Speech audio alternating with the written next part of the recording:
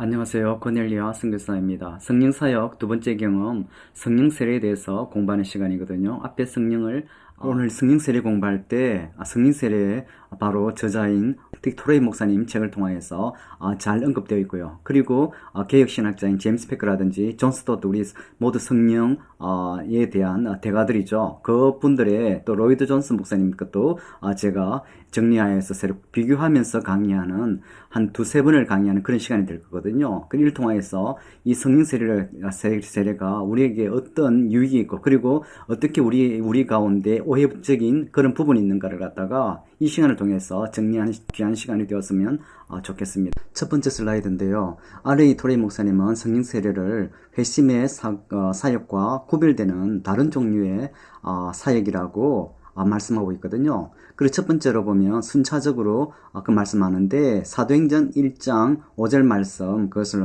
근거로 말씀하고 있는데요.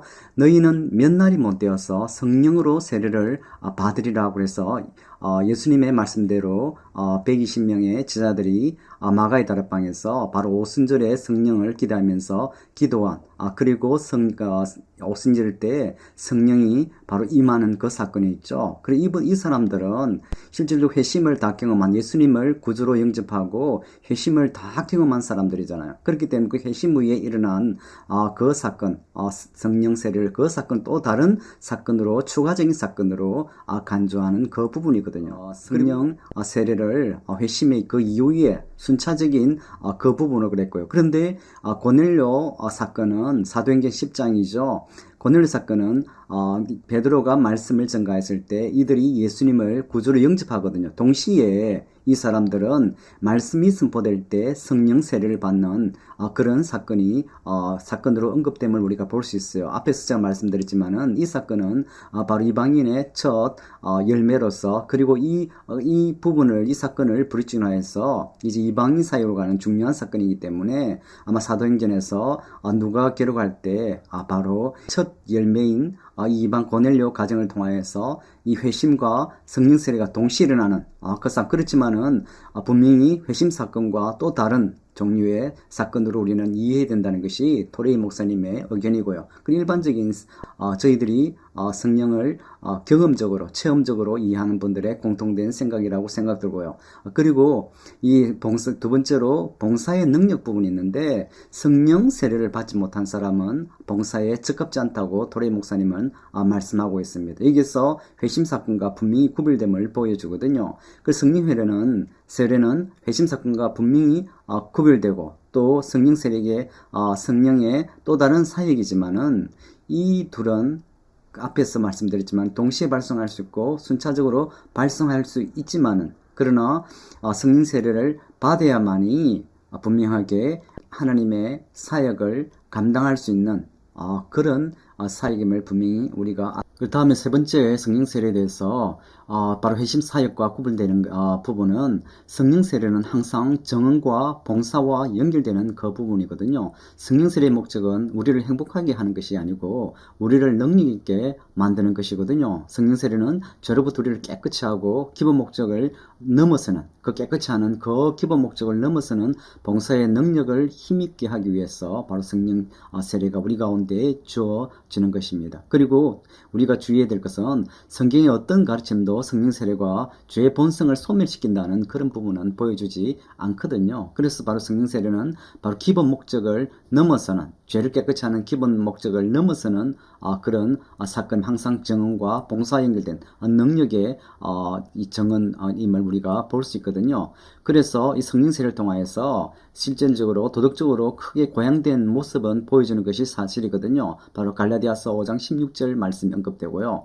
그리고 변화된 목회뿐만 아니고 선교에서 변화된 삶을 의미있게 할 수밖에 없는 그런 모습을 우리가 성령 세례를 통해서 보여주는 것은 사실이에요.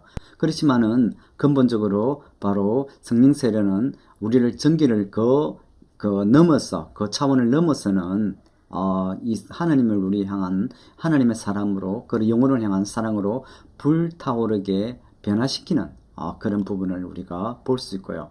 그리고 네 번째로는요. 성령 세례는 권능, 헌신을 위한 능력을 부여하는 것임을 우리가 볼 수 있거든요.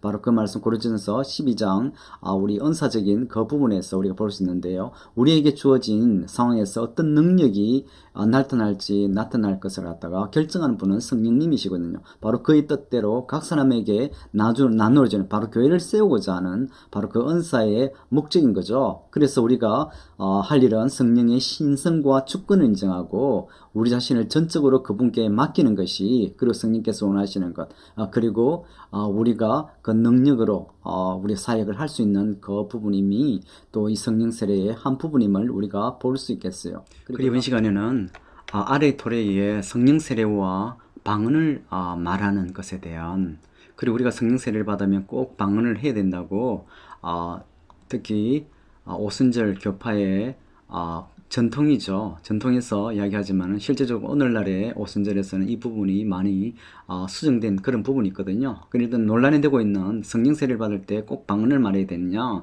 그 부분에 대해서 이제 살펴보는 시간인데, 첫 번째로 사역을 위해서 준비가 절대적으로 필요한, 그리고 사도행전 1장에 하나님이 약속하신 그 성령을 받으라고, 그리고 예루살렘 떠나지 말고 떠나지 말고 받을 것을 예수님께서 명령하셨거든요. 근데 왜 그랬나 그러면 바로 사역을 하기 위해서, 봉사를 하기 위해서, 또 제대로 된 헌신을 위해서 성령 세례가 절대적으로 필요한 그 준비를 예수님께서 지시하실 것이죠. 그리고 이것은 바로 아버지께서 약속하신 것, 이것이 성령의 능력이거든요. 바로 이것이 바로 예수님께서, 바로 주님께서 말씀하시는 성령 세례이죠. 바로 사도행전 1장 8절입니다. 바로 우리가 위로부터 성령이 엎어오는 일을 우리 앞에 제가 설명드렸잖아요. 임할 때 우리가 권능을 받고, 그리고 우리가 주님의 증인이 되는, 땅끝까지 복음을 증거하는 바로 그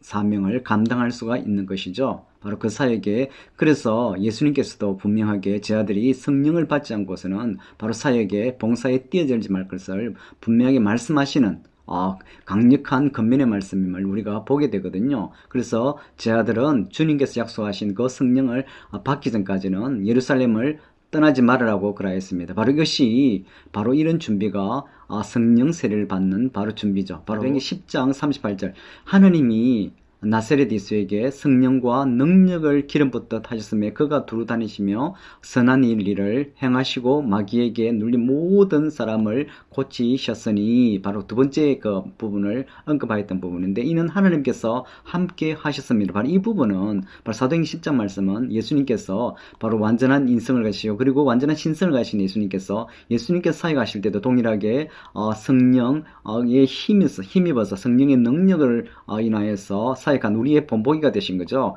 바로 메시아 사역을 시작하실 때, 바로 예수님께서도 말씀을 전가할 때 기름 부음을 받은 그런 속에서 말씀포한 그 예수님의 사역의 비밀을 말씀하시거든요. 그래서 예수님께서도 성령 세례를 받기 전에는 세상에 온 목적인 메시아 사역을 시작하지 않았음을 우리가 분명히 알아야 되는 그 부분이거든요. 바로 예수께서 성령과 능력을 기름 붓듯이 한 바로 그 성령 세례를 우리도 받아야 되거든요. 그래서 그리스도를 위한 봉사에서, 사역에서도 제대로 된 헌신을 위해서 성령 세례는 절대적으로 필요한 준비임을 우리가 분명히 알아야 됩니다. 우리의 사역이 주어졌다면 바로 이 헌신이 시작되기 전까지, 우리 봉사를 시작하기 전까지 위로부터 오는 능력을 우리가 입을 때까지 기다리는 것이 반드시 필요합니다. 성령의 능력이 없이 봉사를 할 수 없다는 걸 분명하게 성령 세례를 이 부분을 통하여서 강조하는 그런 부분이 되겠습니다.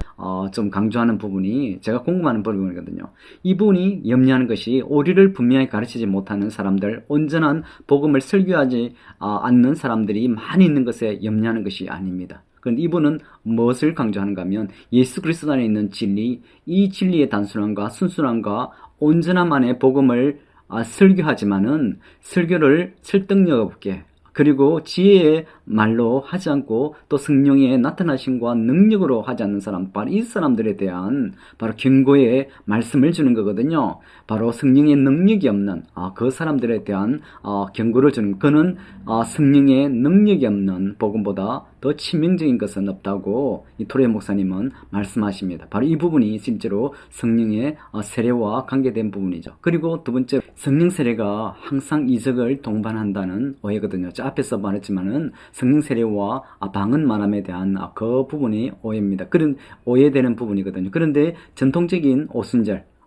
이 방언이 성령 세례의 증거라고 하고요. 그런데 오늘날에 그런 능력이 실질적으로 오순절 교회에서도 많이 사라졌거든요. 그렇기 때문에 복음이 상황화, 그 시대를 갖다가 반영해야 되는 그런 부분이 있거든요. 그렇기 때문에 오늘날에는 이 방언이 꼭 성령 세례의 증거라고 하지 않는 부분이 있죠. 그렇지만은 능력에 들어가서는 실질적으로 그 부분은 다르다고 생각이 들거든요. 그렇지만은 실제 교리적으로, 신학적으로, 그리고 성경적으로는 실질적으로 성령 세례가 항상 그 이적을 동반한다는, 방언을 말한 것 같은 이적을 동반한다는 주장은 분명히 잘못되었음을 이제는 일반적으로 신학적으로 이야기하고 있는 거죠. 그래서 첫 번째로 그리스도께서 직접 말씀하시기를 성령 세례의 목적이 정언의 능력을 받는 것이, 특별히 기적을 행할 능력을 받는 것이 아니라는 사실이기 때문입니다. 사도행전 1장 5절과 8절, 그리고 누가복음 24장 말씀에서도 언급되는 부분이거든요. 그리고 두 번째로 바울이 분명하게 가르친 대로 은사는 여러 가지이며 기적 행함이 그리고 다양하게 나타나거든요. 바로 성령 세례의 형태 중에 하나라는 사실